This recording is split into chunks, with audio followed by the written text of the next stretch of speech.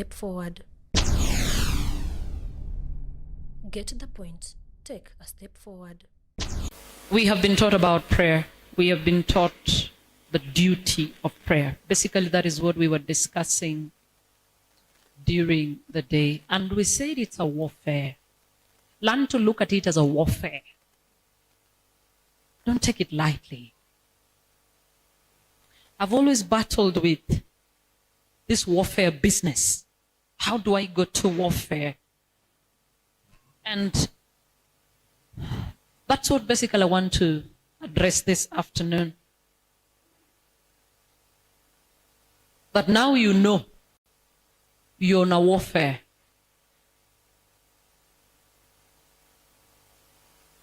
And Paul has categorically said so, that our war is not with flesh and blood. It's with principalities, forces of darkness. And I know we've always read that text and left it there.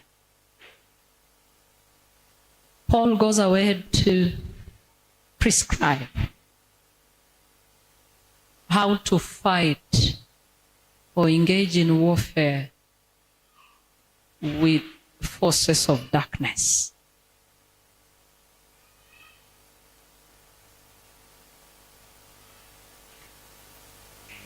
Paul says, I'm in Ephesians chapter 6.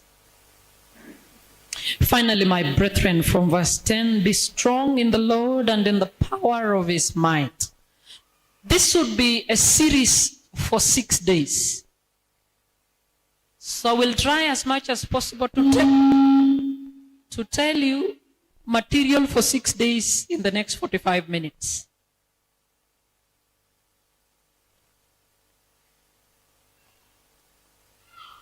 Be strong in the Lord and in the power of his might. Don't try finding your strength elsewhere. Don't. There's a lady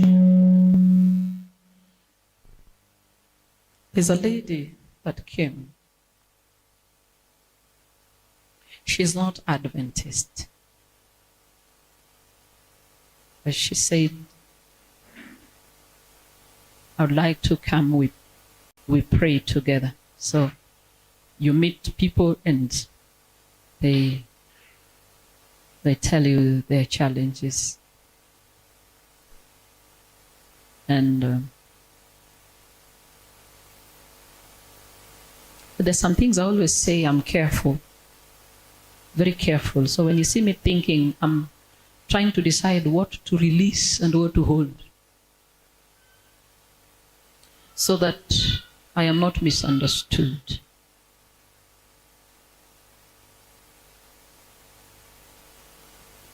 And she says, I'm a businesswoman. I have business in this market and I also have one at my doorstep. Both of them are not doing well. They used to do well, but both of them are now not doing well. I have 3 sons. I have buried their father and 2 sons, first and last, successively. The other day I came from my business, and when I got to my bedroom, I found blood sprinkled all over my bed.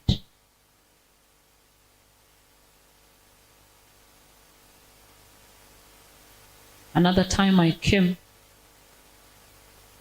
and I was looking for my dress to put on, a blouse and a skirt. It's called a blouse. The suits, the lady suits, coat and she couldn't, skirt suit. Hey.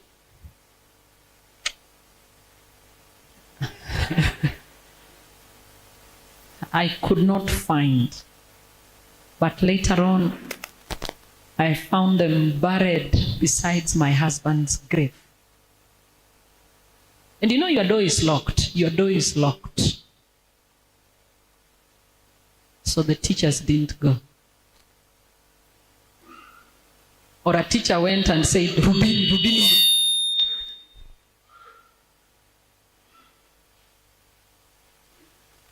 She says, I have a daughter, one daughter, old enough for marriage.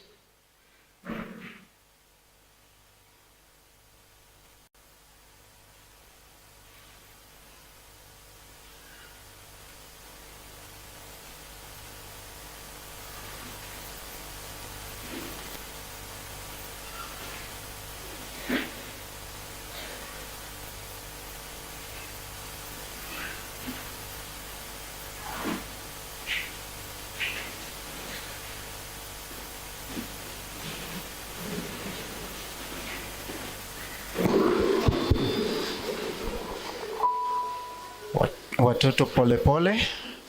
Let me request the teachers now to be with them upstairs.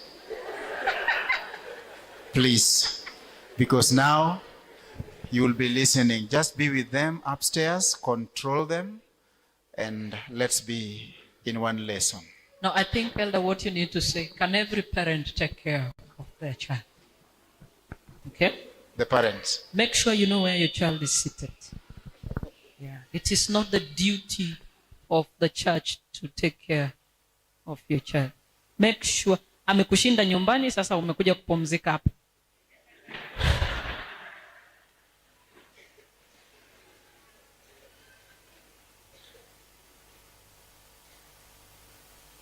Let's continue. So she says, I have a daughter who is in her early 40s, not yet married, but the last 2 years has had a challenge when she attends. You know what I mean? Yeah, when she's going through the Red Sea. when she attends, her navel oozes blood. Kitov. So every month she attends her navel also. You know, these are strange things. These are strange things you can't sit and say they are normal. You come one day, you're the one that locked your door. It is still locked. You open, you go to your bedroom, there's blood all over your bed. There's this dress you're looking for, you'll find it buried beside your husband's grave. You have this daughter that has this condition. It is normal, don't it? It is not.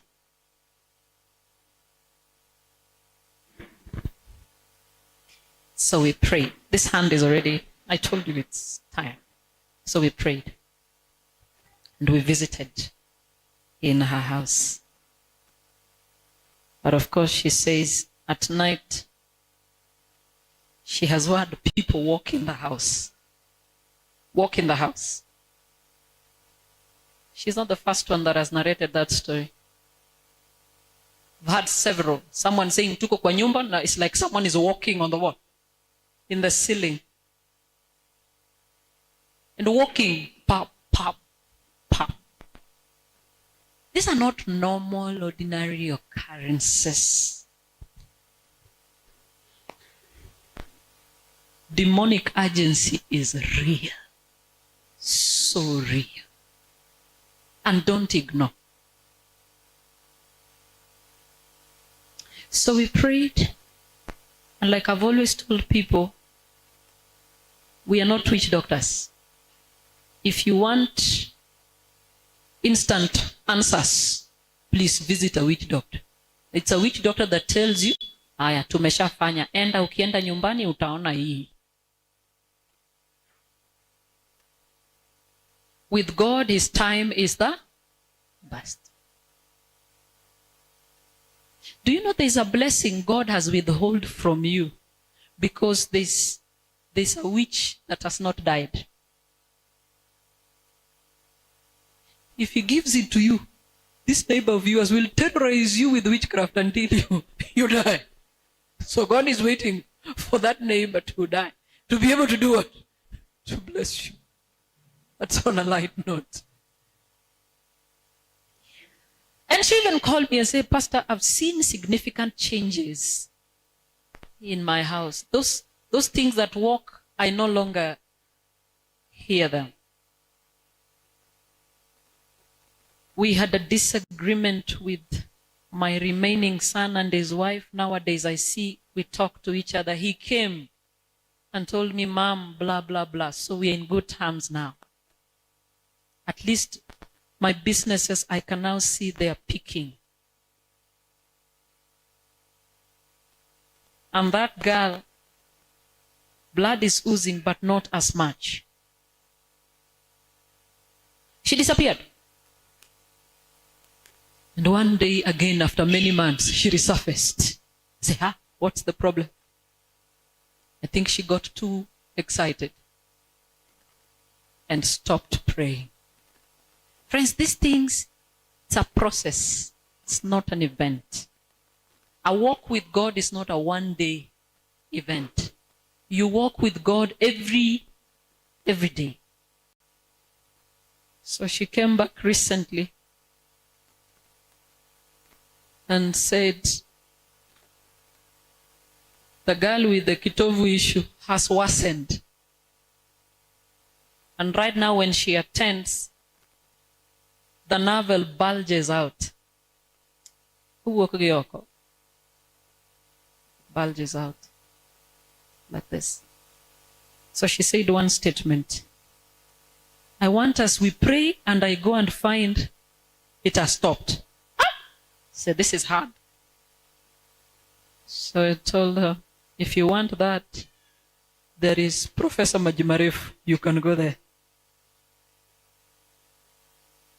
If you want it that way, there's a place you can get it that way. But here we cannot twist God. And she left. And for sure she went. It wasn't. She came back.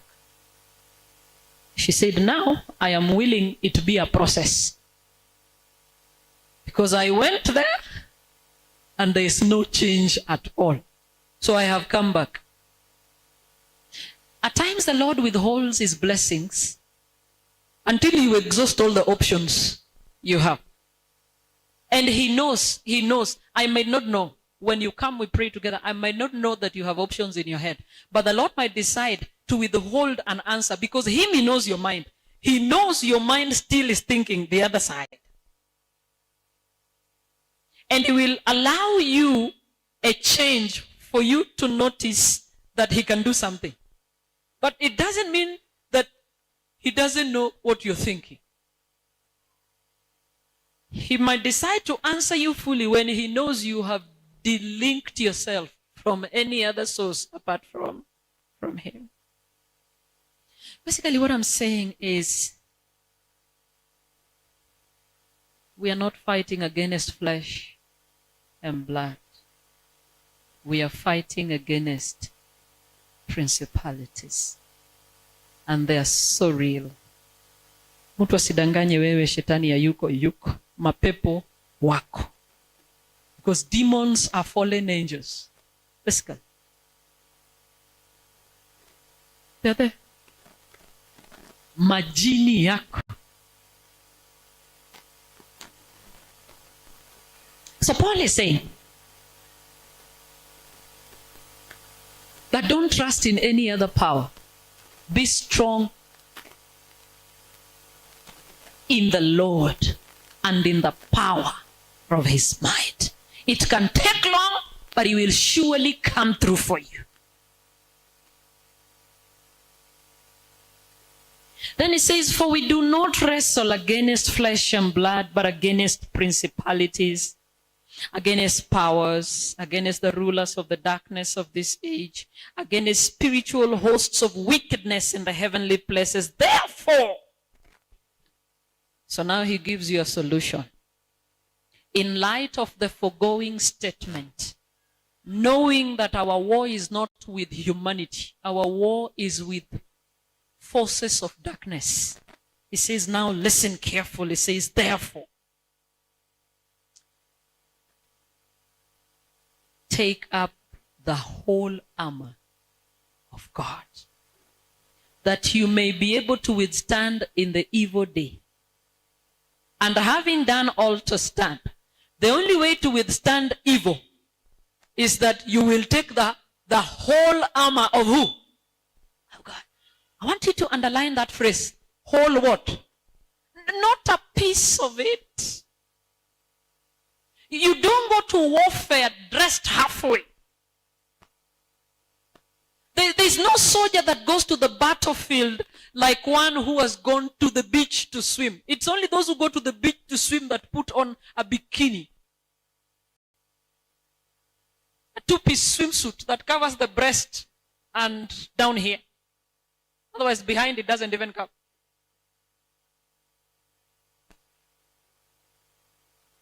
Warfare requires you are covered proper. So he says, doesn't say put on the armor of God. Put on the whole armor of God. Yote. Usivae nusu hapo. Vaa kila kitu that there is. Stand therefore, having guarded your waist with truth. Having put on the breastplate of righteousness, having shod your feet with the preparation of the gospel of peace, above all taking the shield of faith with which you will be able to quench all the fiery darts and the wicked one. Take the helmet of salvation and the sword of the Spirit, which is the word of God. There was a teacher that was teaching in the evening. Yeah. They're saying, how do we overcome the devil? Some kids were saying, faith, is it? Some were saying, prayer. The only way to overcome the devil is through prayer alone. All these other things I'm mentioning is the dress you put on as you go to what? To warfare. Now that I want to engage in prayer, real prayer, how do I need to dress? So Paul is saying, guard your waist with truth. These are 6 presentations. I will condense them into one. Each presentation takes about an hour, but I will do very few minutes, so I'm just brushing through. Guard your waist. Mashipi. With what? With truth. We have our visitor here. He's not a member of the Seventh-day Adventist Church, but we were having a discussion up there. And he's asking me, how do I put on this armor? I mean, what does it take to put on? Is there something I say and I put it on? Now, this is how you put it on. It says on your waist, have the belt of what? Of truth. Truth is the reality of things as they are. And when you understand how things work, you are liberated. If I am poor because I was never taught how to create wealth, and then all of a sudden I meet this friend that teaches me how to create wealth, gives me information on how to create wealth, is there a difference? Yes, I am now liberated. I have information. The Bible says, you shall know the truth, and the truth shall do what? Shall set you free. Just the simple truth that we are fighting a defeated foe is enough for me. This one I'm fighting, the devil, he cannot terrorize me because he's a defeated what? A defeated foe. Lost the battle in heaven. Is that true?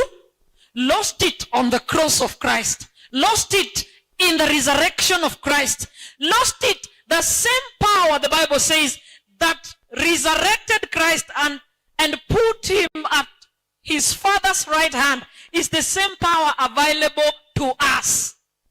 So we are dealing basically with a defeated what? Defeated foe. That's enough to give you courage. That there is no amount of witchcraft that can prevail you. No amount of witchcraft can prevail a child of who? God. But do you know it like that? Hey, this is what Christian says. Me, I don't believe in those things. If you believe, they work. If you don't believe, the devil does not need you to believe or not. He works. You think he needs you to accept now it can work. It will work. You like it or not. Learn to resist evil and avoid evil. Those are two different things. To avoid means you don't participate in it. To resist means you understand how it operates so that when it comes, you can sense it and deal with it. But you see, Christians don't want to believe that it exists. I don't believe it exists. If you believe is when it works. We don't care whether you believe. The devil exists. You like it or not. He works. This guy is able to pull fire from heaven. Or what does the Bible say? Then you come here and say, if you don't believe, it doesn't happen. If you believe, and then one day it happens and you don't even know how to go about it. It works. That guy is powerful, if you didn't know. But our God is all powerful. Which truth have you armed yourself with?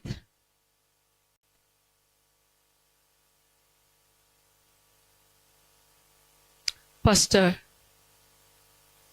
I've noticed my husband has another woman. He's bought for her a piece of land. He's building. They're almost completing. And you don't know what to do. You don't know what to do. And I tell people, listen carefully. There's one truth you don't know. And when you know these truths, they help you fight the battle. The one truth that I know,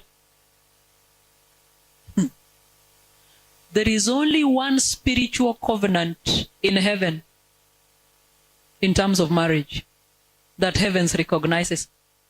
Adi? One. God only recognizes the covenant between you and the wife of your youth, Mikai.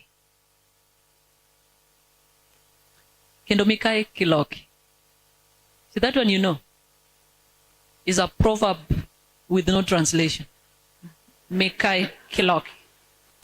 What can someone, what does it, who can translate? Mikai Kiloki. The first wife is irreplaceable. You cannot shortchange her. You can neglect her. You can reject her. But I can tell you, heaven still recognizes that marriage. This is the truth. This other woman you're fighting, this one, you don't need to fight. You don't. You don't. She's a passing cloud that heavens does not recognize. She's like a gasler that has petrol for 100. It cannot even start the engine. Take it. It can't. It's an affair that is headed nowhere. So why are you panicking, jumping all over for an affair that will not see the light of day? Why are you panicking? And do you know why it sees the light of day? It sees the light of day because you do not believe in the power of heaven. In the process of panicking, the devil pitches tentacles everywhere and overcomes you, overwhelms you.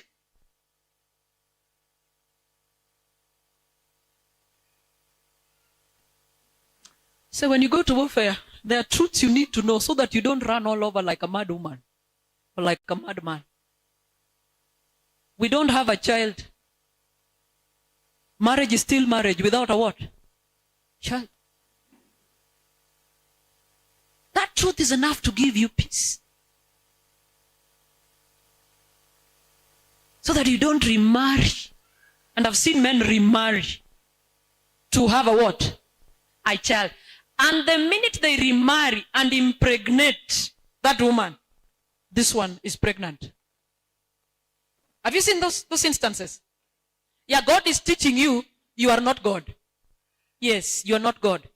And she conceives triplets.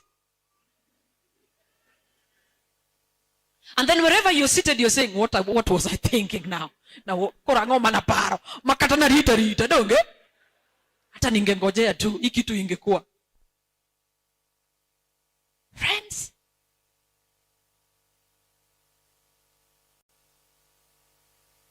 Say, guard your waist with truth. The truth sets what? The truth sets free.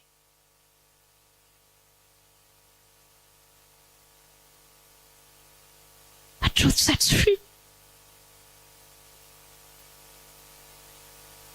I talk to my young people, I tell them, as you go on this warfare, there are truths that cannot be compromised. And you cannot afford to be presumptuous with God. And I've preached this so many times. Age is just but a number. But when it comes to marriage, it is a serious factor to consider. When God is instituting marriage, He put the man to do what? To sleep. And then went into man and pulled a woman out. So when you tell me you can be 5 years older than your husband, it means you are pulled from another man. There must be a man before you are pulled. How come you are in existence before the source of population, if there is something like that? How do you become the rib of someone that you existed before? From which rib were you made? And they are comfortable.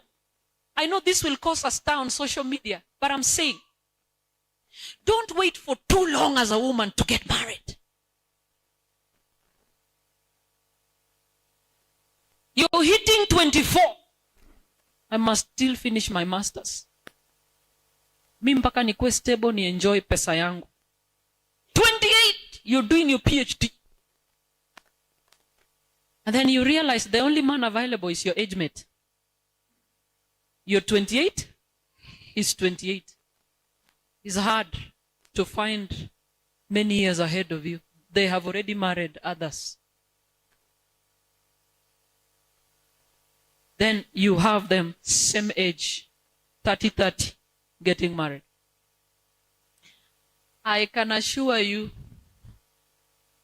the intellectual capacity of a woman 30 years is higher than of a man 30 years. The boys I went to school with, my family members are older. I can meet them and probably their firstborns could be probably in primary school. Mine is already out of high school.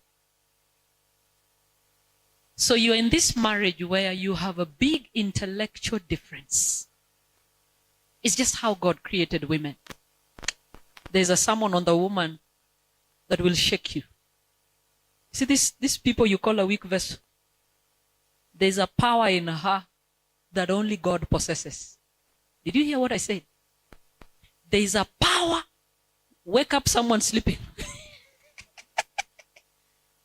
There is a power in a woman that is only possessed by God. It says, I will make him a helpmate. The word in Hebrew is ezer. Somewhere in Psalm says, the Lord is my help and my salvation. That word in Hebrew, help, reference to God, is also what? Ezer. So when you say, I will make him an ezer for a wife, and you say, God is my ezer and myself, it's only God and a woman that share that term. Says without God, you can do nothing. If God ceases to be your help, there is nothing you can do what? You can do. I tell you, if your wife ever walks out on you, life stops. And they looked at man and said, it is not good for you to be what? To be alone. It's only when a wife walks out that I've seen a man marry a second one and go. A third one, go. You'll keep marrying and marry. You're back to zero when your wife leaves. There's just a power in a woman that makes you complete. That you are incomplete. And for sure, if the ugali, if I'm using funny analogies, if I cook ugali, for those that love ugali and know how to cook ugali, donge kosechi ikiiva una pamo unaloso vizuri. Si ndio? Weka ni kungino vizuri alafu unaweka kwa kama keki, si ndio? Alafu unakata sehemu kidogo. Si ndio? Hiyo sehemu kidogo umekata ni fraction. Is a fraction. Ukitoa that fraction, the ugali is complete. It is missing a piece, is it? Because you cut out a what? A fraction. Literally, that is what God did. Pulled out a part of man. Only come. So your power to move forward, your power to move as a man, you can only find that completeness in a what? In a woman. And that is why God calls her an Ezer. It is women that can take down men. Men can conquer cities. They do. But even the most powerful man, only a woman can do what? Can bring down. David was brought down by a what? A woman. Solomon brought down by what? By women. Samson, the strongest, brought down by what? Let me tell you, that thing you think is a weak vessel. That thing is a power that had to be covered in a weak vessel for it to survive.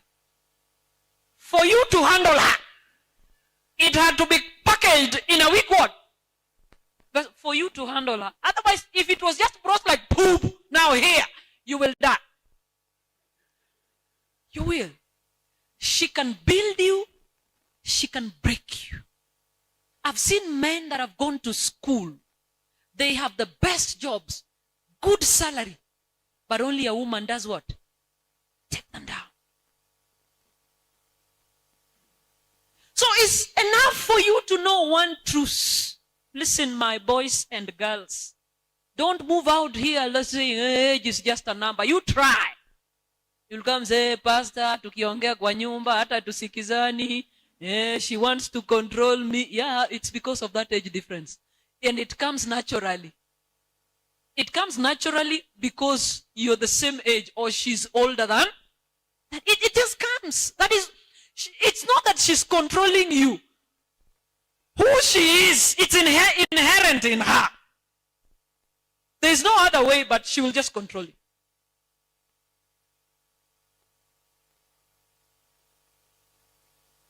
So when I see young adults singing here and thinking the wife is here, when in reality the wife is in Pathfinder. And he's busy looking for a wife in the young adult.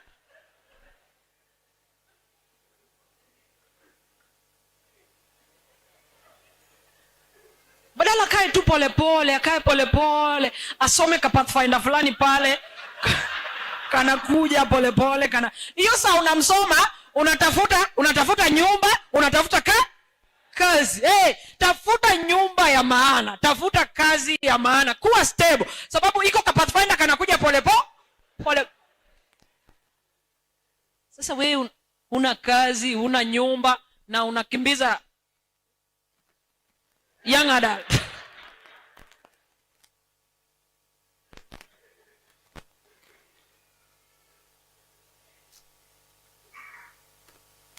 I'm telling you the truth. I was sharing with a friend of mine and I was telling her, I have 5 daughters and 1 son. And I was telling him, no child of mine will go beyond 23, 24 before they get married. No daughter. Yeah. We will start talking marriage at 21. Because the maximum you can get is 20 what? 23, 24.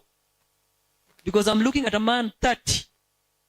Least 4 years. Someone will go and misquote me and say, Pastor Lead said the difference should be 4. But according to me, the least 4. Otherwise, it starts from 6 there. Women who are here will tell you their husbands we have who are 6 years plus older than us. But at times you sit, you say, kaka jamaa, kalienda shule kweli, kako. Mtu ni mkubwa kunishinda kweli.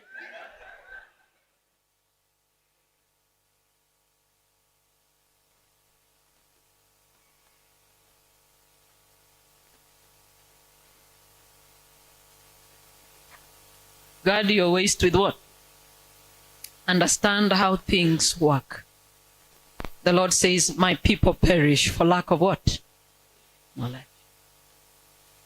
And it does not matter your ignorance. You will continue to suffer for as long as you are not deliberate in finding that. The Lord does not excuse you that my son does not know. You will suffer until the day you decide you want to know. In law, they say ignorance of law is not what? It's not defense.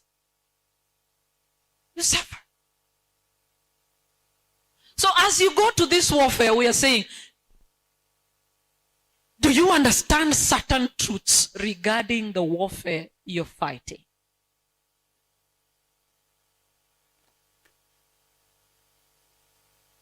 If I happen to pray 20 years and the Lord does not answer me and I die without an answer, does it still remain to be God? The 3 Hebrew boys tell Nebuchadnezzar, we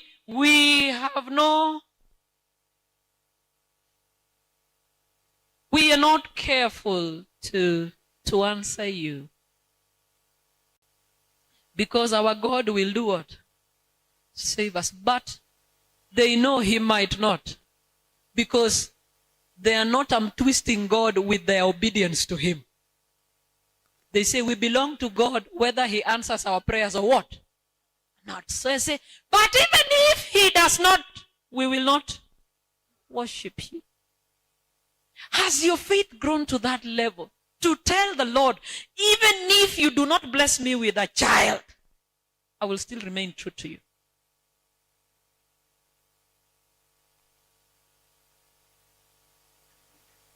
Or you think God is some spanner boy of yours that must respond to every demand and request that you want?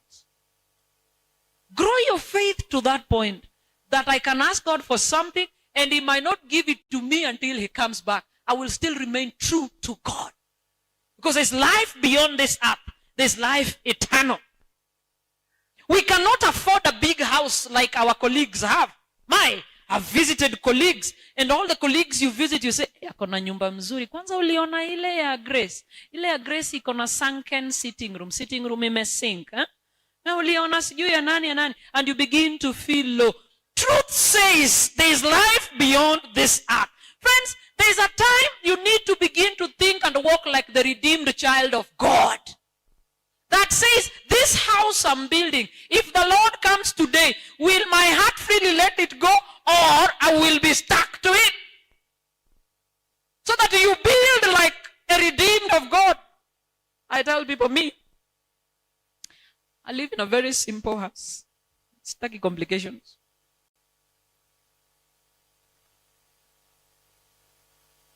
I don't need a 5-bedroom. And all these people will leave. Tutabaki na Mokoro watu wangapi? Wawili. Tukibaki watu 2. Unajua mna operate bedroom yenu na jikoni na sitting. Hizi rooms zingine hata taya huwa haifanywi nini? Haiwashi. Ni cockroaches na nini wanaishi. In fact, no one even bothers to go to those rooms. So I don't think I want it. Of course, if you're brilliant enough, you can say, if my children leave, I will keep adopting as they go. But with this selfish heart of yours, I doubt.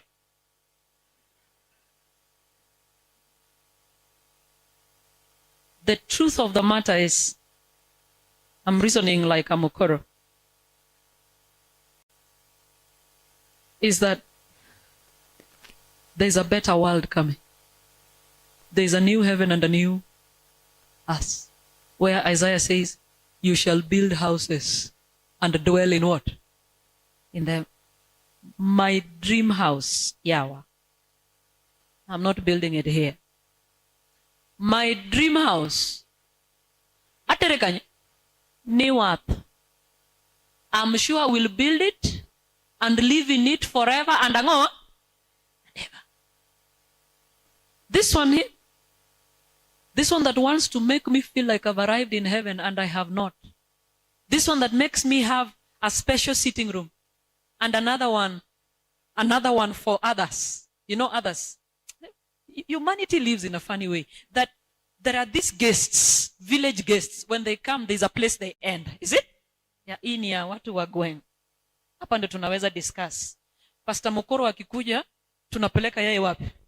Huko penye kuna zile viti zenye zina kureceive and they settle you. Those seats that receive you and settle you. I'm glad when we go to heaven, all of us will sit on the same table. The word, it is Christ that says, continue in this, the Lord's Supper. Because the next Lord's Supper we have will be in where? All of us will sit on the same table. I tell you, no PhD is going there. No masters is going there. Hey, character is what is taking you there. Tutakuwa level moja. Hakuna mkisi. Itabia wanasema, msichana mkikuyu ni hasara. Mwenye ameoa msichana mkikuyu bado hajaoa. Timu kikuyu atatoroka na mali yako. Atachukua watoto na aende na mali yako. That is how people argue in all these communities. In heaven, we spring from one Father, who is God our Father. All of us are his what? His children. Learn to see the person next to you as a sibling in the kingdom of God. You are not a better wife because you are a Luo. You are not a better wife because you are a Kisi. You are not a better wife because you are a Kikuyu. What makes you a better wife is that you have a connection with God. Otherwise, a Luo girl without true conversion is disaster. And you hear parents say, hey, my son I will not accept a Kikuyu girl in my house. It speaks to your Christianity. Hujaiva, bado we mtoto. I will not accept a Kisi girl in my house. A Christian reasoning like that. That what you want is provided they are a Luo. Whether she's a witch doctor, you are okay. Provided she's a Luo girl. And we terrorize our sons. The boy keeps bringing girls. Huyu hapana. Ni kama wewe ndio unaenda kuishi naye.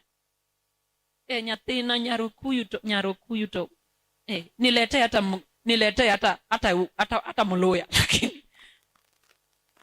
Lakini sio Mkikuyu. I know of Kikuyus that have been married, assimilated. They don't even look like Kikuyus. They have come like Rus. They are willing to stay. And I know of women that have actually disrupted their sons' marriages through witchcraft just so that that girl goes. Yeah. So that that girl goes. You're not a Christian. You're not. Put on the belt of truth. Paul says, having put on the breastplate of righteousness, cover your chest with righteousness. When you go on spiritual warfare, righteousness means right doing. Align your life in harmony with the will of who? Of God. You must live in strict obedience to the demands of God. Why? When you're disobedient to God, he pulls out his wall of protection from you. You remember when Israel came into the Moabite land, and what was this prophet that was on a donkey that was talking? Balaam. And Balak the Moabite king was worried that Israel has come to my land. They will lick us up like they have licked up other nations. And then he goes and consults with Balaam. Balaam was once a prophet of God that apostatized and became a witch doctor. He became a diviner. So he went to seek the services of Balaam to come and curse Israel for him. And Balaam came. But let me tell you, when the Lord is on your side, even what the witch doctor needs to do is controlled by God.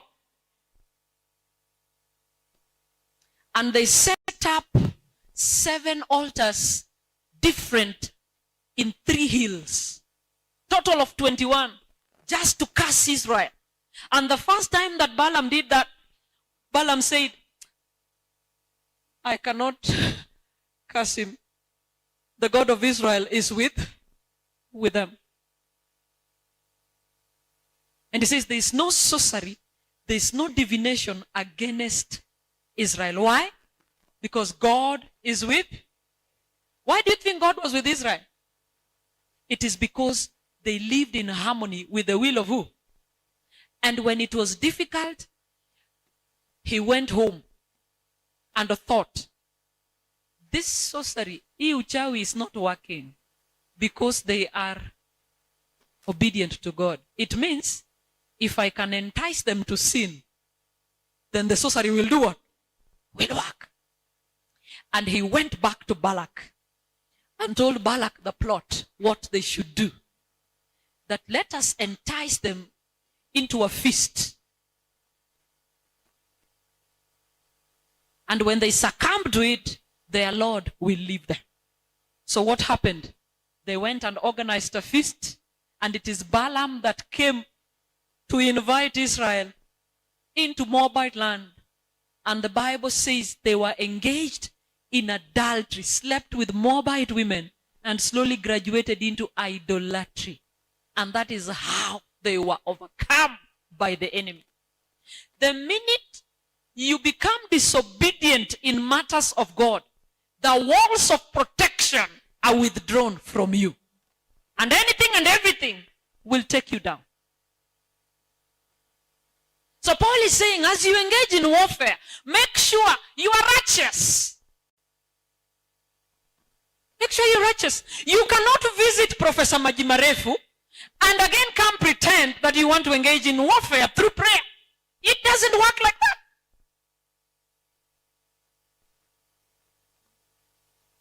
You cannot be sleeping around with all young adults and still are praying to God to bless you with a what? With a wife. It's not possible. It's not possible. It's not possible.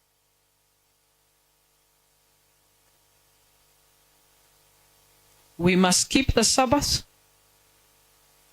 holy unto the Lord. We must respect the marriage bed. We must respect the marriage bed. Keep off adultery. Your wife is only one you sleep with. Marriage is holy. Sabbath is holy. Tithe is what? Holy. The Lord's Supper is what? Holy. God himself is what? I'm surprised at how when we have Lord's Supper. Have you ever seen when we have Lord's Supper? You remain with a third of the congregation. The rest walk. Never walk away from the Lord's Supper. Never turn your back on the Lord's Supper. Never. Never. Never. The Bible says the prayer of a righteous man does what? Availeth much. I make this statement and people think I'm a little bit hard. It's not all prayers that are answered simply because you are a pastor ordained or an ordained elder. There are prayers that can actually just pass because of unrighteousness. So be careful who dedicates your child. Be careful who dedicates your what? Hey, It could be an adulterer. Friday night, woken up from a mistress house to come to church and has come to hold your baby and is making a prayer for your baby. And you think the Lord will answer?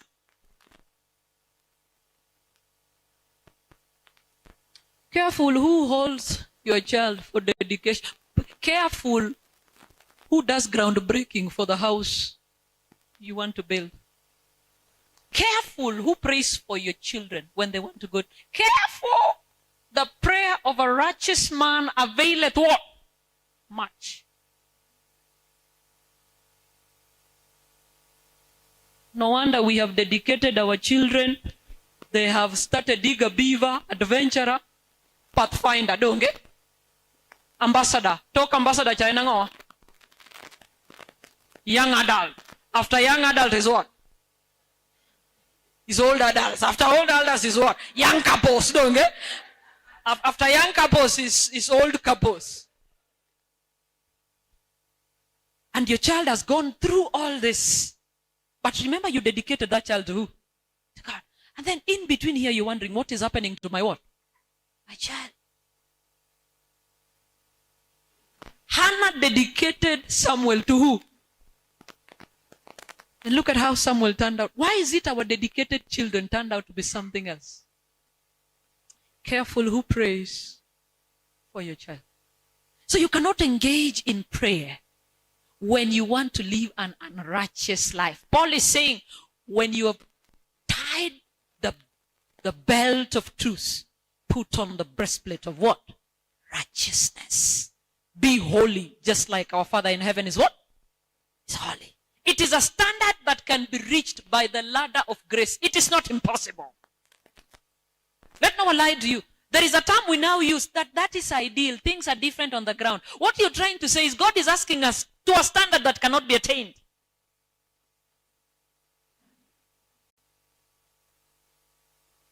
But that is an ideal one. The real one looks like this. Those are your children.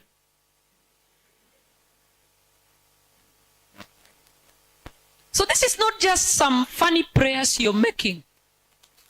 You must be conversant with this which I'm asking God. What is the truth behind it? I'm asking God for this. Am I righteous? And then he's saying, having shod your feet with the preparation of the gospel of peace. Hapa ndio iko tabu. Hapa ndio iko tabu. There is no prayer answered when you are bitter with people. When you hold resentment and bitterness and hatred with people, there is no prayer that will be done what? Never. So you can be righteous. You can have the truth as much as you want. But if you know there is this person that hurt you, and whenever you see them, nasikia kitu imeruka ndani ya mwili. You never want to see eye to eye. Hata mkikutana njia inakuwa kidogo. Njia inakuwa mkikutana tu kwa inakuwa kidogo. Ushaona Wakristo wanaomba kanisa moja hawasalimiani, yani wanapitana. Na wanakuja kanisa moja. Na wanaenda mbinguni gani? Moja.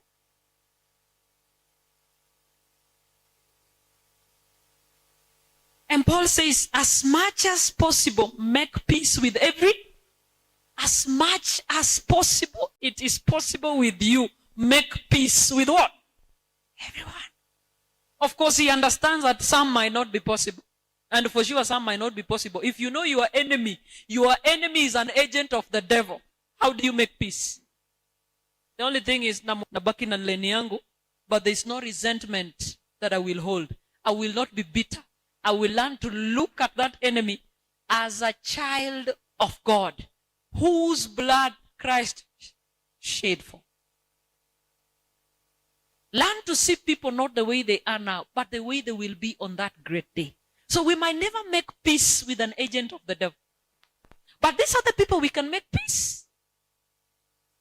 How do you stay in a house 1 month with your wife you don't talk to each other. Hiyo kitu huyu mtu alinifanyia nikikuka. Kitu inanisumbua ni unapika, anakula. Munalala kitanda moja. So bitter. I think it's Mark 33, if I'm not wrong. Mark 33, if I'm not wrong. It's Mark, not Mark, that is Mark 11. What am I saying? Mark 11, if I'm not wrong. Verse 24 says, verse 24 says, therefore I say to you, whatever things you ask when you pray, believe that you receive them and you will do what? 25 says, and whenever you stand praying, anytime you stand praying, listen carefully, if you have anything against anyone,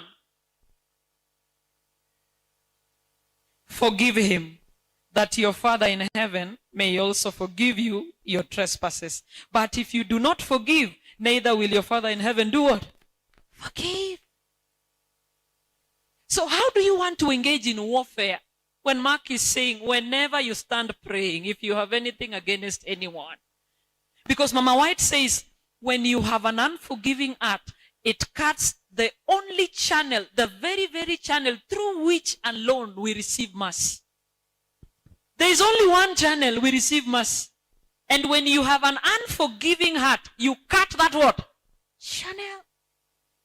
And then you say, I've prayed. Pastor, I've done 20 years. 20 years and you're not speaking to your mother-in-law. How? 20 years, you don't see eye to eye with your mother-in-law. In fact, akikutembelea nyumba yako inakuwa ndogo. Ndogo sana. Ndogo. Mama nojajua. Kuna wale hata wakitembelewa na wageni kutoka kwa kina bwana. Yaani hao wageni ni wachafu tu kutoka, ni wachafu. Wakioga besen wana disinfect. Tena unaambia Mei, hizo beseni wameoga fanya nini? Osha na Dettol. Show disinfect. In fact, hata ikusumbuangi tissue imeisha ama haijaisha, ikusumbuangi. Ati sabuni imeisha, hapana. Wakatie toyo wafanya nini? It doesn't even cross your mind what they will eat. Kenya iko ndio watafanya nini? Na siku wageni wanatoka kwao, mama yake anakuja na ndugu zake. Tissue si tissue, tissue ni mimi sikusema hiyo, nyinyi ndio mlisema. The menu changes. It changes. In fact, if the shower was spoiled, unahakikisha instant shower imefanywa nini? Mama yangu hawezi oga na maji. Mama ya bwana yako hata kama anakufa na maji baridi, haikusumbui. Because you just can't see eye to eye. But you're saying you've prayed 20 years, nothing is. Whenever you stand to pray, if you have something against anyone, do what? Forgive. It is very easy to deal with mothers-in-law who are unbearable. Very easy.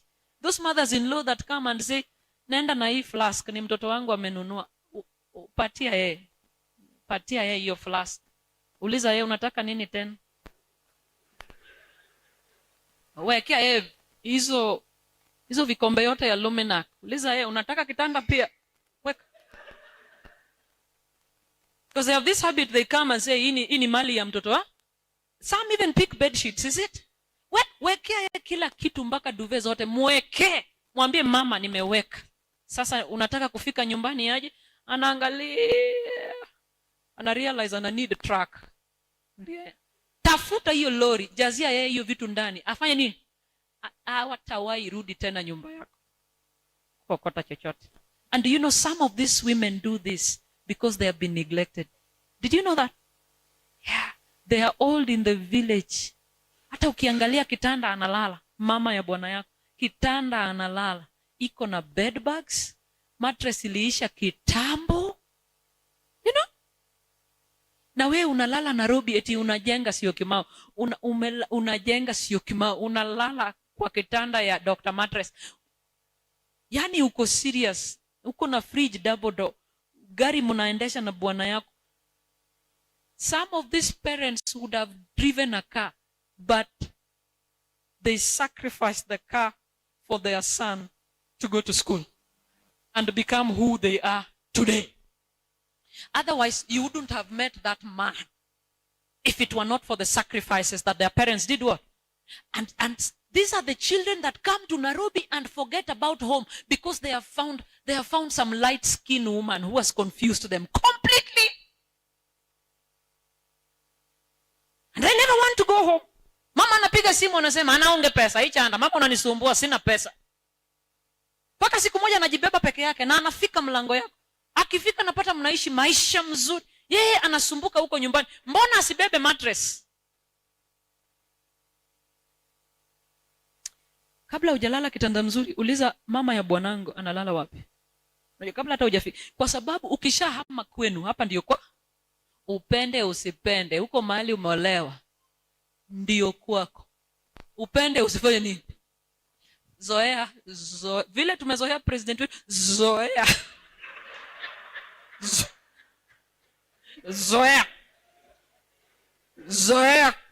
Zoea kwenu. Kule umeolewa.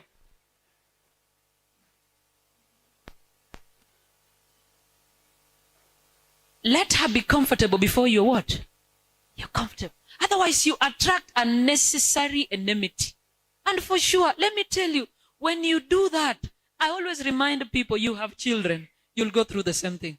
You'll educate your children, and when they're out there flying, they will neglect you. And you will feel the same pain. Same pain.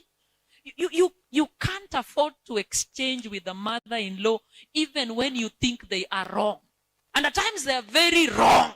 You can't stand your mother-in-law kakanyeki. How do you exchange with your mother-in-law like she's your co-wife? Ni bwana yangu utadu. Na yeye anatupa huko. Ujue huyo ni mtoto wangu. Nilimbeba miezi 9. Ni bwana yangu ninambeba kila usiku. Hey.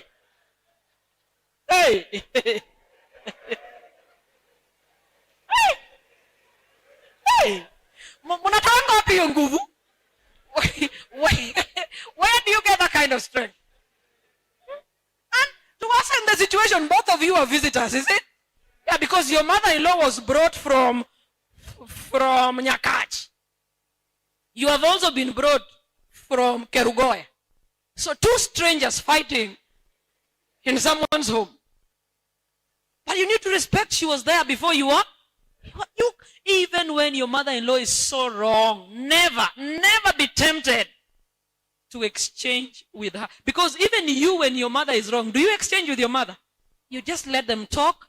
Unasema, atachoka, atafanya nini? Usijaribu to lower your mother-in-law to the level of a co-wife. And begin to argue. Wacha kusomea, masiku itaenda. Mungu ndio uombe, useme Bwana alisema tunakuwa hapa 2 weeks, Mungu naomba Monday, Friday ifike haraka.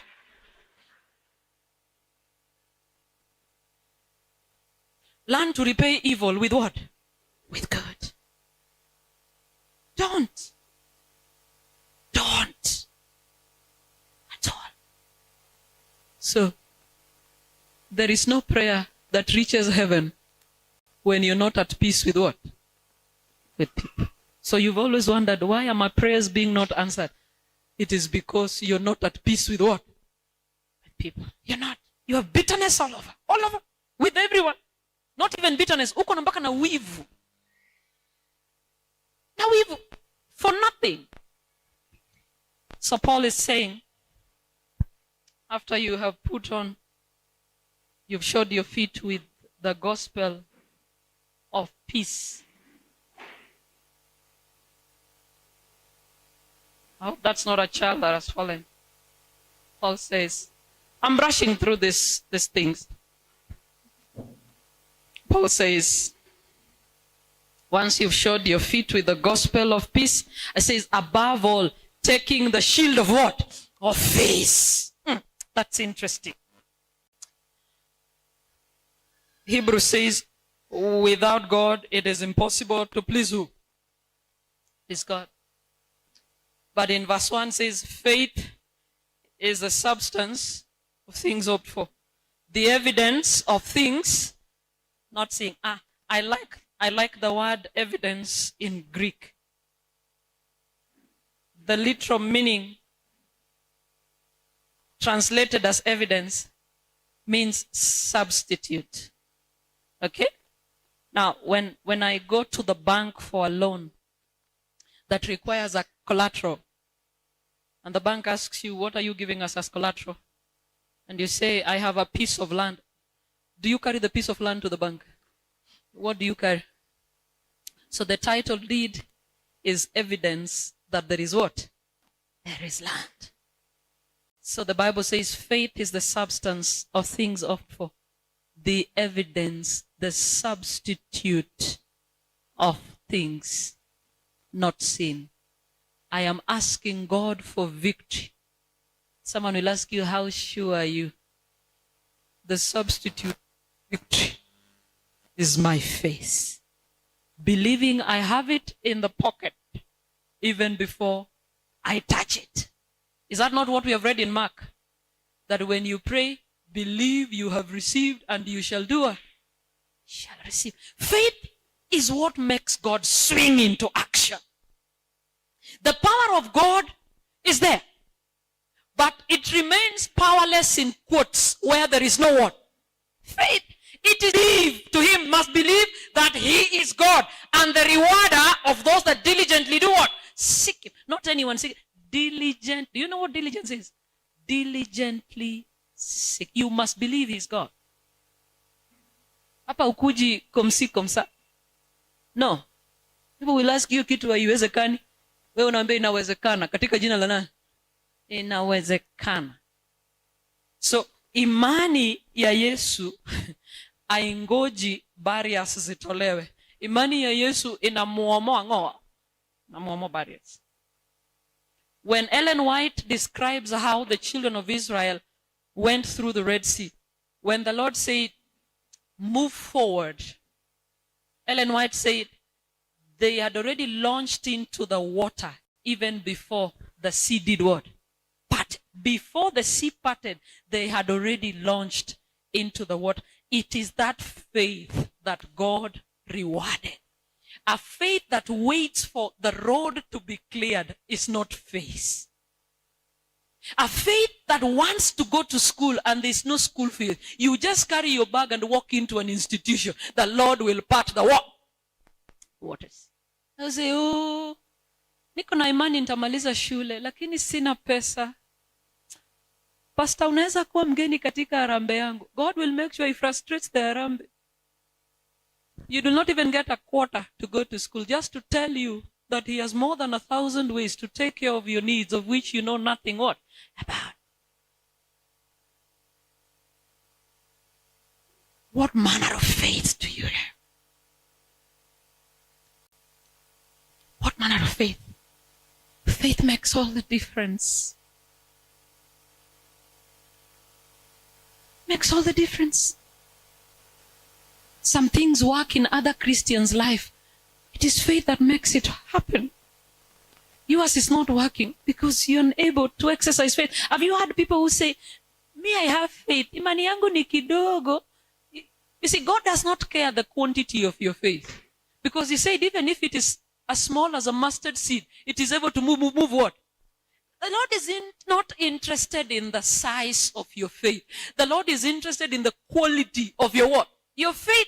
And so you must exercise it. It's not enough to say it is little. I have it. It is little. It is little. It's like people who say, me, I know I have potential. 2020, 2021, I know I have potential. 2022, I know I have potential. We are now in 2023. Me, I still believe I have what? But you're not seeing the movie. It's called permanent potential. They're not moving. Because they're not willing to launch into the sea. They're scared. They're scared. They want to jump here. They're always like 1, 2, ngoja kidogo, nitafute kazi. Nikienda hiyo njia bila pesa nitaanguka. Say 1, 2, wacha nimalize degree yangu kwanza. They keep on, they're always on 1, scared to jump. But let me tell you, good things are always on the other side of fear. Did you know that? If you've watched people who skydive, That is one thing, one day, if God bless me, I will try. Skydiving. Wanapangwa kwa hiyo ndege. Unaenda some altitude. And then if you're a first timer, you're tied to an expert. You're tied, eh? So, unafungwa sasa uko kwa tumbo yake. And then normally what they do, they'll tell you, at a count of 3, you jump. And then they start, 1, 2. When you're waiting for 3, alisha kusukuma mwe, because he knows if he says 3, you say, ngoja kidogo. Then they will just tell you at a count of 3, but they will push you even at a count of what? Because they know if they say 3, you'll say, ngoja kidogo nijipanga. Wacha ni breathe. And as they push you, you will scream in the air. Before you know it, the parachute is up. And you're now flying. And you're wondering, why was I screaming? You can see, ile ni babadogo. Ile ni lakisama main. No, tuendele. You skydive. Yani, you're flying in the air. Say, ile ni lakisama main. Apana, ile ni lakisama central. Nimeona lakisama English. Ile ni Nairobi Central. Nimeona JKIA. The flying is pleasurable. But why were you scared in the first place? Good things are always found in the other side of fear. And the only way to overcome it is to exercise your what? Your faith. What are you scared of? Even witchcraft thrives where there is fear.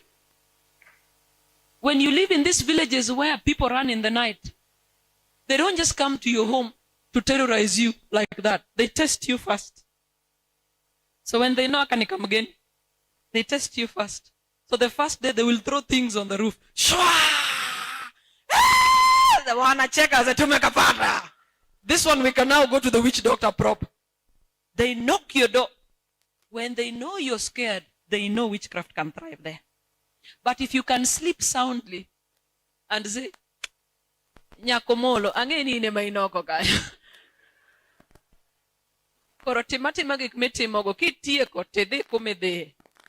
Then they know this one we cannot try. We cannot. Fear. Evil thrives where there is fear.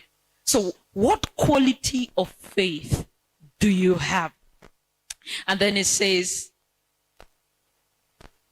the shield of faith which you will be able to quench all the fiery darts of the wicked, and take the helmet of salvation and the sword of the Spirit, which is the word of God. Those two are the ones I'm discussing, and then we let it go. Take the helmet of salvation. This is deep. When you go to war, don't just put on a breastplate of righteousness, belt of truth. You put on your shoe of peace. And what else is that? Your shield of faith. No. Say on your head, put on the helmet of what? Salvation. I think I've discussed this somewhere. When we talk about salvation, it's a deep concept. Because our salvation involves our redemption. We had to be redeemed for us to be saved. So, two words. Listen me carefully. This hand is already tired. 2 words that describe redemption in Greek. Powerful words. The first word is agorazo. Agorazo means to buy in the slave market. Okay? And then the other word is exagorazo. Ek means out. To buy out of the slave market. Let me use this illustration. When you go to Gikomba, Donge, when you go to Gikomba, Omboto. Do you know what Omboto is? What is Omboto in Kiswahili? Mtumba. When they open a bale There are these ones called camera. Is everybody allowed to take camera? Who takes camera? People who are going to sell. So it means they are buying in the slave market. Understand, the devil has stolen your word. And when he's stealing your husband, he's not stealing your husband to sit idle. There is a strange woman he has already prepared for your what? For your husband. So you we ni nani? Anakuuliza ulikuwa unataka? Ati we ni nani? So unafanya ina bwana yangu mgani?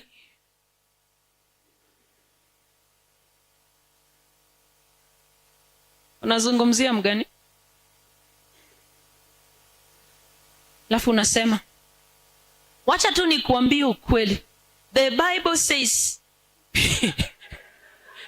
what God has put together, let no man put asunder. And you think a strange woman understands what you're saying. She's in the other realm. Yeah. You in the light side. She's on the darkness. She does not care what the Bible says. Ati the Bible says, Mungu atakuchapa, na ngoja hiyo kiboko.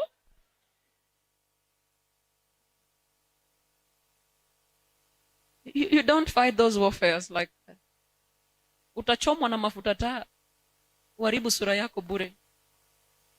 Those things, when you meet them, understand the devil has entered my territory and has stolen. Just put on the full armor of God, ready for battle. Penetrate his realm and say, my husband you will not take, you like it or not.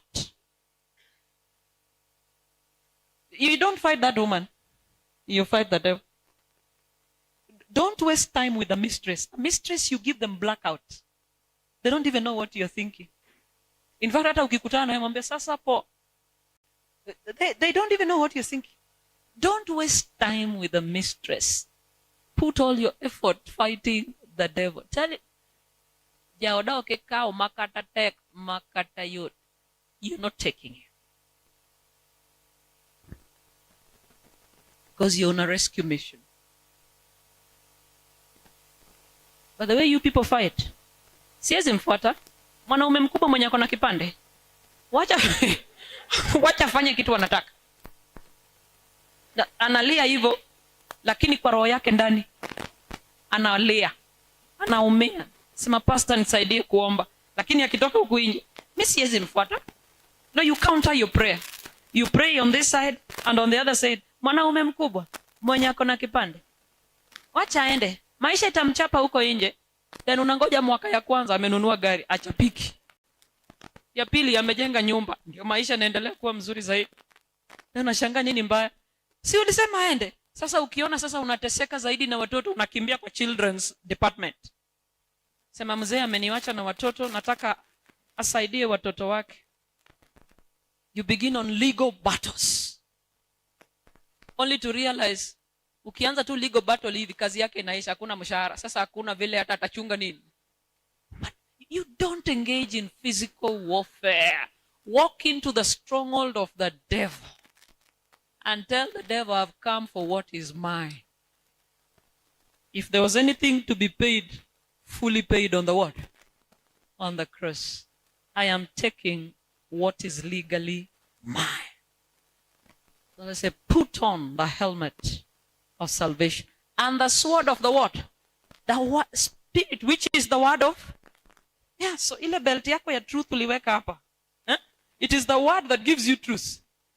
Is it? Ile belt yako ya truth unaweka sword ya ngoa. Spirit, which is the word of God. Because how do you defeat the devil when you know nothing about his word?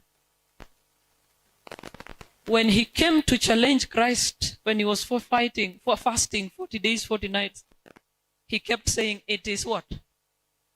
I asked, how many it is written, do you know? How many it is written is in your head here that you can use to challenge God? Ngapi? Kama sio tapki, ndio iko hapo. How many it is written? Be hard. You try to pray. You try to pray and the only thing that comes into your head, be hard.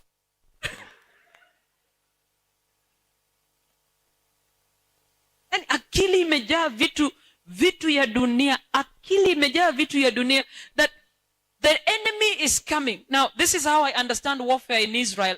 It is said when they didn't go for warfare, the soldiers would sit like under a tree and just have conversations. But while they were, and when an enemy is approaching, it will be difficult to pull it out of the what? How often do you sharpen your sword? How often? How often do you sharpen your sword? So that when the enemy attacks, with ease, it is written. Omera, kokidwa manyo it is written maonge. Unatafuta haikuji. Because there's nothing in your head. Nothing.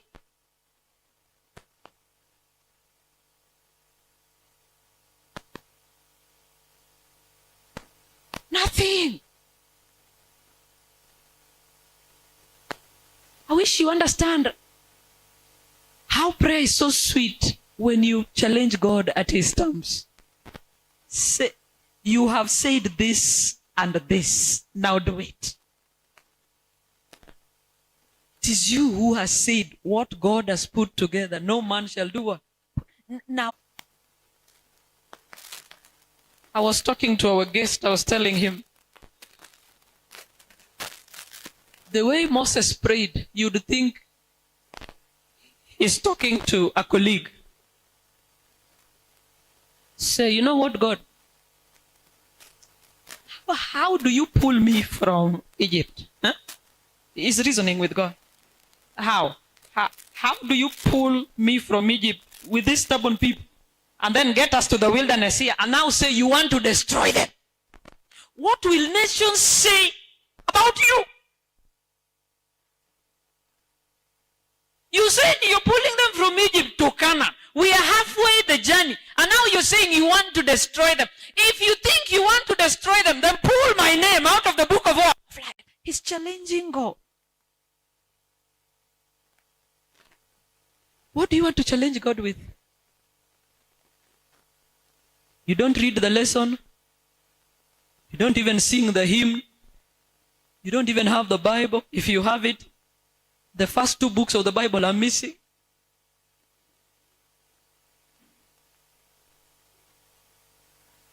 The only day you look a Christian is Sabbath. When you carry all of them and you carry them for prestige, you'll see a woman beautifully dressed and she's carrying a pink one that has a zip with a flower. It's written Women's Devotional Bible. That is the only day it is carried to church. Otherwise, she doesn't read it. She does not. She does not. She doesn't even know where the books are found. She doesn't. How often do you sharpen your sword? So it's a warfare that when you begin to engage in, you must make sure you are dressed in the full armor. You cannot dress in pieces. You can't just put on peace and leave away righteousness and faith. It must be complete. Else the devil will take you down. He will. Your belt of truth. Your breastplate of righteousness. Shod your feet with the gospel of what? Peace. And hold in your hand the shield of what? Of faith. The helmet of what? Salvation. And once you're done with the helmet, the last thing normally to pick is to pull the sword from the artillery and stuck it into your sheath, which is the word of who? Word of God. You can never go wrong with the word of God. The Bible has no rival. Did you know that? The Bible has no rival. If you want a clear mind a broad mind. Study the word of God. You cannot compare a student of the Bible to a PhD holder. You can't. You cannot. It is a thorough student of the Bible that can stand in front of who is who in Kenya and break bread of life with such an authority that the professor looks and says, which one is this? Because what you're dealing with is not earthly matters, temporary issues. You're handling eternal what? Matters. And the wisdom that oozes is heavenly, eternal. You can never. In fact, ukipata msichana amesoma sana, akona pesa mingi na amekupenda. Akona pesa mingi na amekupenda, atakukontrol.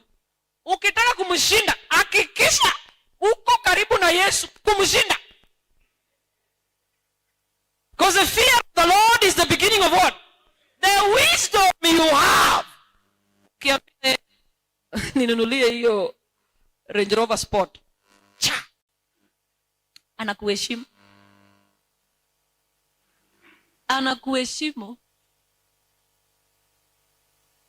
This authority we are talking about that a man needs to have, you don't imagine it. You don't create it. The authority of a man, you only get it when you have a connection with who? With God. Because you're so saturated with the power that is not ordinary. Every person must submit to that power. You don't force it. But hii yako hata kanisa uendi. Ni kuja hapa kungangania kuwa first elder ndio inakuleta. Hata bibi yako ndiye kusikii nyumbani. Bibi yako hakusikii. Sisi unataka tukusikie hapa. If you want to speak as a man and your house listens, ensure the power of God rests in who? In you. They will submit automatically because it is the voice of God that speaks to them. But bila hiyo kitu, napigia watu kelele. Utashinda ukisema, mnajuanga mimi ndio kichwa ya hii nyumba. Ukianza kusikia mtu anasema, mnajuanga mimi ndio kichwa ya hii nyumba, there is something about their leadership. Bwana wake anakuambia, unajua mimi ndio kichwa ya hii nyumba. Aliwacha kuwa kichwa. Hata maembe ikiiva kwa mti haisemi, sisi ni maembe, tumeiva, jamani tukule. Unaona peke yako hii maembe imefanya nini? Meiva, unafanya nini? But ukishinda ukikumbusha kila, even bosses at the workplace that want to remind you all the time, I'm the one in charge, there is something missing in their what? In their leadership. And I can tell you for sure, my men, listen to me carefully.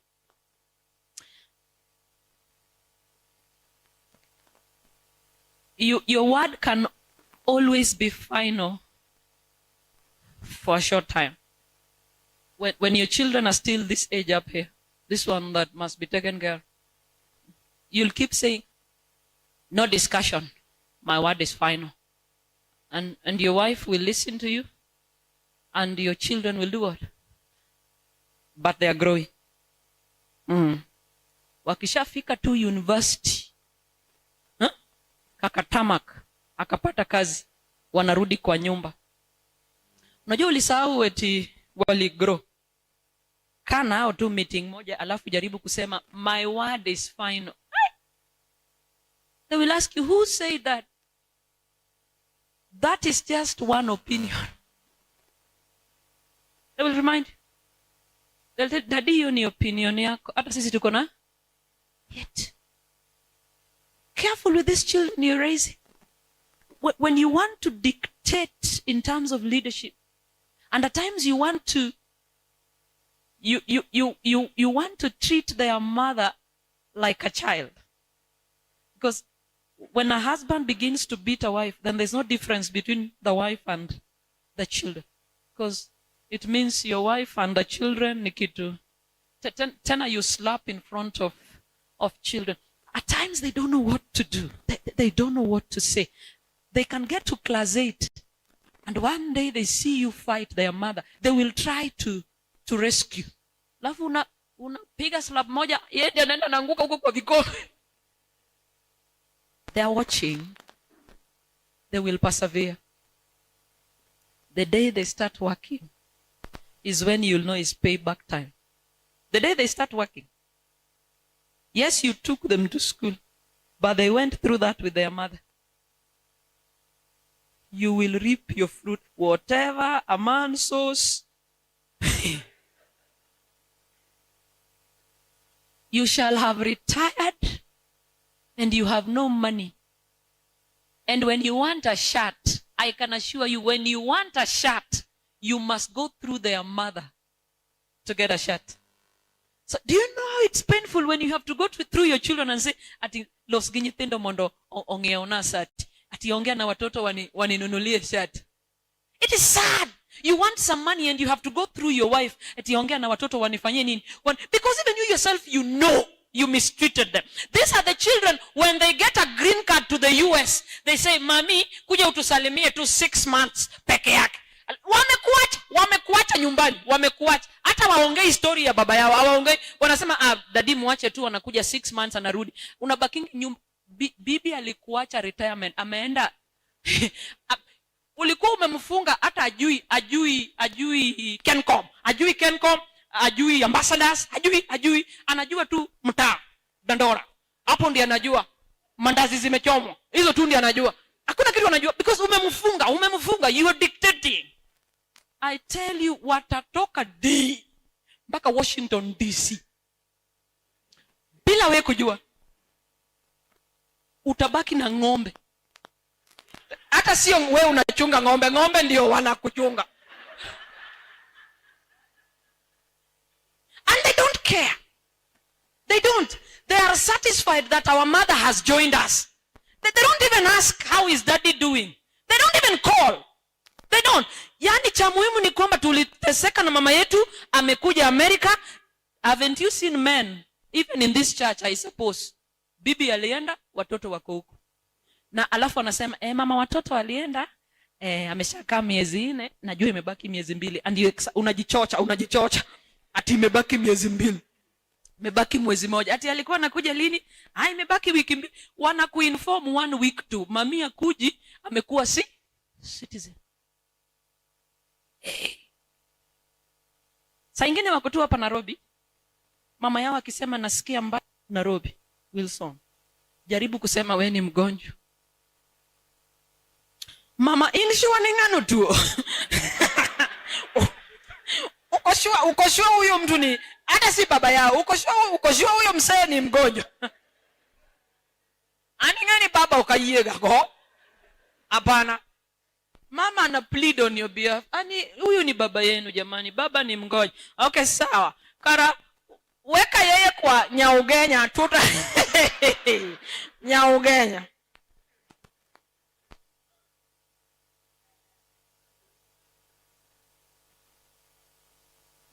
Topana. So bibi yako akiendanga Nairobi ndege, we ukienda ni Nyaugenya. Na usifikirie ati wanakungoja unakuja. Unafika bado unapigia mama yao, waambie nimefanya nini? Nimefika. Alafu pia wao wanapigia mama yao, wanasema muambie ngoje tu kidogo, tunamtumia Uber. Kuna vitu tunafanya.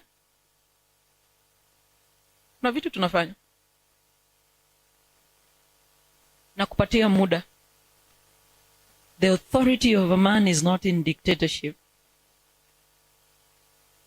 The Bible is largely patriarchal. Because that is a system that God set. But God didn't intend that women will be oppressed under this system. In biblical patriarchy, a woman is meant to thrive and prosper. Because she is protected by the man.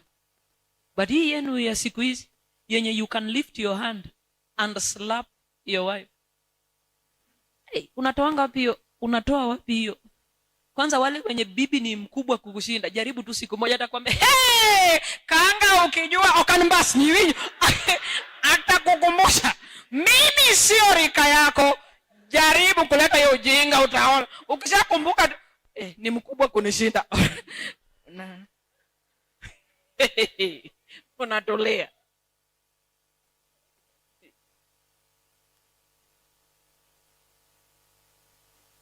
I'm saying, understand the Christian's life is a warfare that must be fought steadily. And as you walk into this battlefield, ensure you have put on the full armor of what? Don't leave any piece outside. Don't leave any piece outside. Have peace. Is it peace? Truth. Righteousness. Peace. Salvation. The word of God. And the shield of faith. If those things are missing, there's no warfare you will win. You have gone to the battlefield naked. Naked, naked, naked. No even bulletproof. Nothing. Tupa tu bunduki moja. Pia. Hivyo ndio uliendanga ukienda. Make sure you are fully covered. Head to toe. There is no shortcut. Kama iko mtu wa musikizani kwa plot, enda anza kutafuta vile una. Najua ego yako inakuambia mimi. Sasa niende na mwanzia aje? Hata sahi na wajua wa SDA na wajua. Kamba yako sahi haina nguo sababu uko kanisani. Sahi utaenda upate nguo hapo useme, hizi ni nguo za nani? Toa. Ametoka kanisani. Na akiona kuna mtu anatoa, anafinya peg zikifanya nini? Zikianguka chini. Kwa maji. MSDA. Toka hapa. Enda tengeneza uhusiano mzuri na neighbor yako. Anza kufikiria, pigia tu mother-in-law mwambie, mom, amisi abiro dala. Amusikiza nange mwambie tu ninakuja. Sababu wewe unamsurprise na bwana yako. Huwezi enda bila bwana yako. Hujawahi enda bila bwana yako nyumbani. Sababu huyo ndiye unaona anakuprotect. We give men a hard time. Hata kwenda nyumbani, anajua hata afadhali hakuna haja ya kwenda nyumbani. Sababu nikienda tunaanza vita kati ya bibi yangu na nani? Na mama yangu. Halafu una expect eti atakuprotect. Ati hani huwezi fanya hivyo and I'm your wife. Oh my, the other person is also, I wouldn't be if it were not for my what? For my mom. You are a stranger. Hey. Wacha ujinga. Ati baby. Why are you siding with you? What do you want him to do? This is his mother.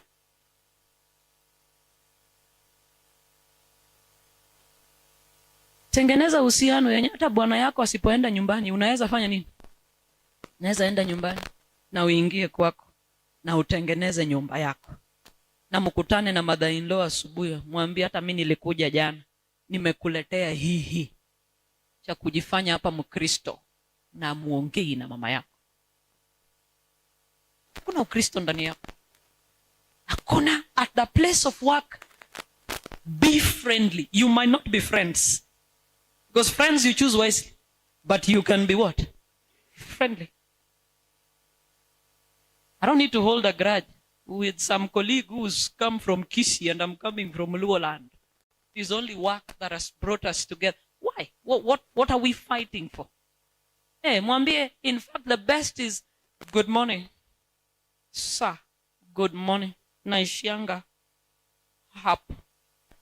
Siingie ndani sana mpaka mtu anakuchokora, mpaka mnakosana. Ukienda kazini, enda fanya kazi, rudi wapi? Rudi kwako. Watu wanakuheshimu. Unajua ule hatuwezi gombana sababu hata simjui, simuelewi. Anasemanga tu hi, story inaishi. Nipatie hii report, unapeana. Make things right with God. If you have been robbing God, return your tithes and pay the what? The offerings. Return. Tithe has nothing like God understands. It is holy unto the Lord. You will not touch it. Return it.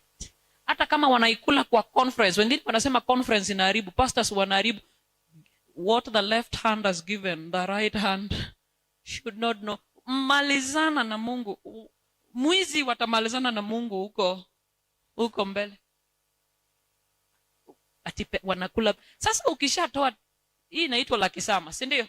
Ulikuja na tithe yako ya 200. Treasurer ako wapi?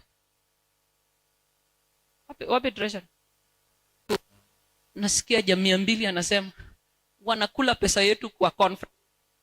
How sure are you 200 yako ndio walikula? Hii pesa yote imetoka makanisa yote Nairobi. 200 yako tu ndio waliona wakakula. Hati siwezi toa, afadhali nisaidie chokora. Tithe yote inaenda kwa storehouse ya nani? Ya Mungu. Offering yote inaingia storehouse ya Mungu. Ya chokora ni tofauti. What? Obligation yako ya chokora wacha kuifunga kwa tithe. Hakuna baraka kwa mwizi. Hakuna baraka kwa nani? Kwa mwizi ambaye anaiba wizi wa mabavu kwa ubavu. Because that is what is robbery. Robbery ni wizi wa mabavu ama ubavu. Wizi wa mabavu. Hakuna. So just make things right with God in terms of Sabbath, in terms of tithe. I don't know. I've not arrived, but I'm also trying, just like you're trying. Did you know when you succeed preparing for Sabbath, the whole Sabbath day becomes a blessing? Did you know that?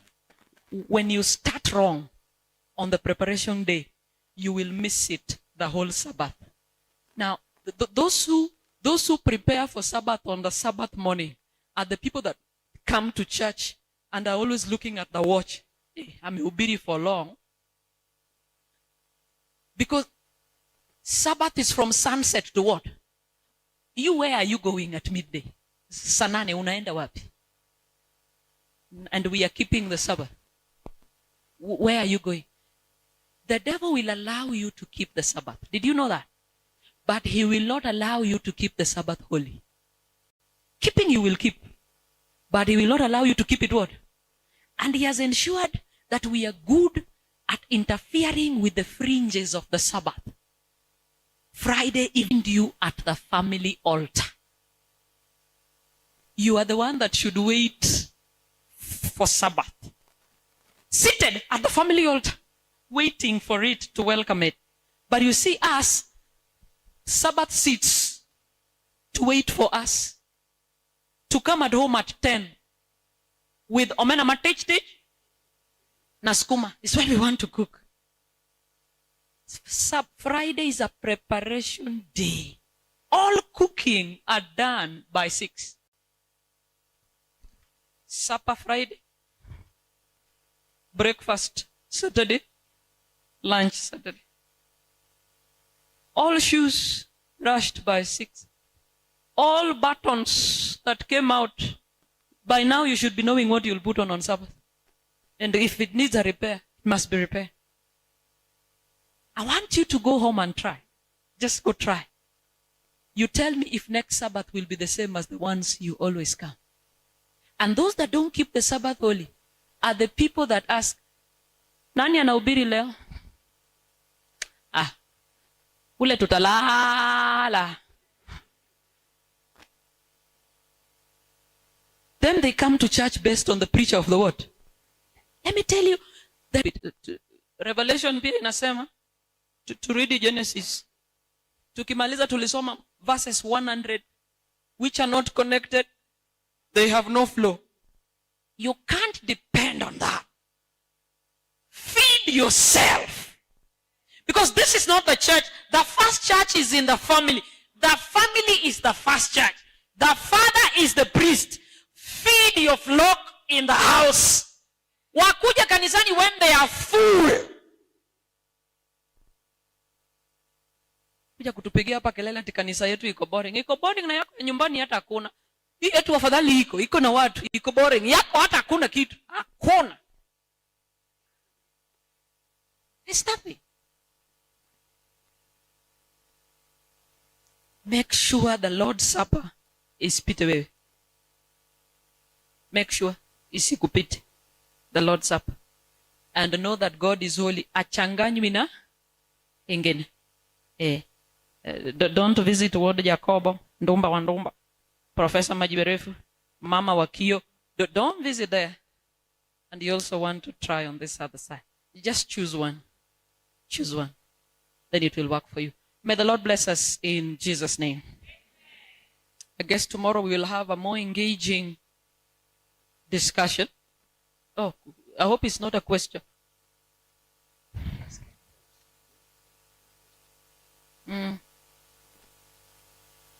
I thought it's late. What is the time now?